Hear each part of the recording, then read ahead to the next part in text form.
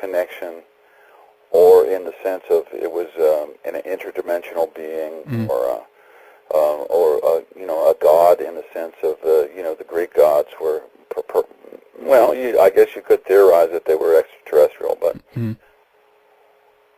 it's it's. I guess it's your point of view. I try not to stress the ET connection too strongly. I have evidence in the book of, for instance, the Hopi and what they call flying shields. Or patuvota is the term that they use. And these flying shields were piloted by the Kachinas that I mentioned earlier, these spirit messengers that came down to the people and interacted with the people. In fact, there are legends among the Hopi saying that the Kachinas came down and mated with some of the Hopi women. And this sounds a lot like the abduction phenomenon and the interbreeding that we hear about in terms of the ETs and contemporary sense of it. So the Hopi go way back and talking about these Kachinas and how they came down to the people and they were a positive force, teaching the people various ways to grow crops and so forth, and giving them spiritual guidance. There's an interesting legend about a great flood in the Hopi mythology, and when the flood was coming towards the village, everybody just kind of scattered and ran off, and these two little children were left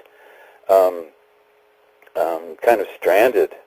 And apparently one of these Kachinas came down in a flying shield and encountered these two children and took the children up in this flying shield and saved them from this great flood that was engulfing the village. And they were described as, in kind of an interesting way, they were described as having their clothing had like icicles on it. And if to an ancient culture that wasn't familiar with metallic material, this might be a way that a culture would describe a metal. It looked like icicles on their clothing. It's very shiny and so forth.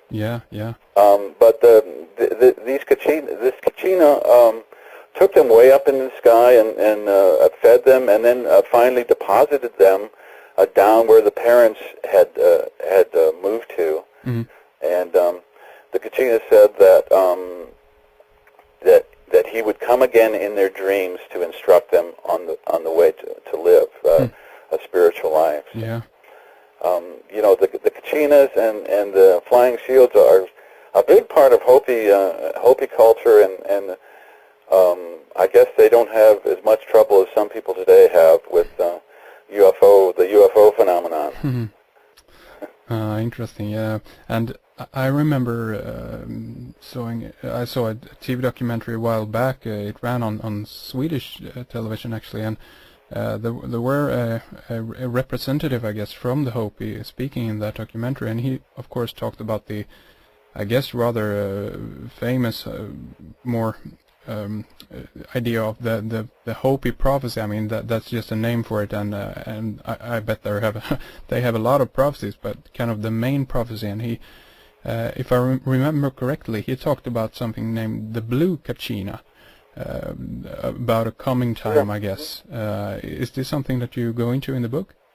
Well, I go a little bit into Hopi prophecy. The blue star Kachina is prophesized to dance at the end of the fourth world. See, the Hopi consider that we are now living in the fourth world. There were 3 previous worlds that were created and destroyed. The first world was created and then destroyed by fire, which some people think it might be fire from the sky, an asteroid, or it might be fire in the earth, volcanism. And then the second world was created and then destroyed by ice. Okay. Yeah. So this might be the Ice Age. Yeah, of course. That got the second world, and the reason why these were created and destroyed was simply because the spirituality had just had waned, and the people were living evil lives, and it was time for the world to end. And the third world was destroyed by a flood, a great flood, which I mentioned before. Yeah. And now we're living at the end of the fourth world. Many Hopi elders believe that this is kind of the end. The Hopi have predicted a lot of things that happened in the 20th century. They predicted horseless carriages running on black ribbons, which is the automobiles on the asphalt. They predicted people talking through cobwebs. Yep. The telephone lines. Yeah. They predicted what they called a gourd of ashes falling on the earth, which a lot of people think were the atomic explosion at Hiroshima and Nagasaki. Yeah. In fact, speaking of that, the Hopi have a symbology of both the swastika and the Maltese cross. At the end time, a figure called Pahana, which was there with Masao at the beginning, will return, and this figure is sort of corresponds to Quetzalcoatl of the Aztecs. But Pahana will return with these two helpers, and the one helper will have a swastika and a Maltese cross, and the other helper will have a rising sun. And these are interpreted as being the First World War and the Second World War, the symbols used during these two world wars. Yeah. So the Hopi, have predicted a lot of this stuff that has happened in the 20th century, and the amount of earth changes and imbalances in the earth are all signs of the ending of the fourth world. The earthquakes that we're seeing, the tsunamis, and so forth, is all part of the Hopi prophecy that we're living out of balance with the earth, and we're destroying the earth, and the fourth world eventually will end, and the fifth world will commence. Now, whether or not it's going to be 2012, as the Maya believe, I'm not sure. But the Hopi and the Maya are very close. They had a lot of trade relations through the centuries. There are a lot of similarities in the two cultures. In fact, they found burials in Arizona here with parrots that originated in southern Mexico and Central America. So there was a vast trade network between the two cultures. So I wouldn't be surprised if the Hopi and the Maya shared this information about the ending of the age. Yeah, exactly.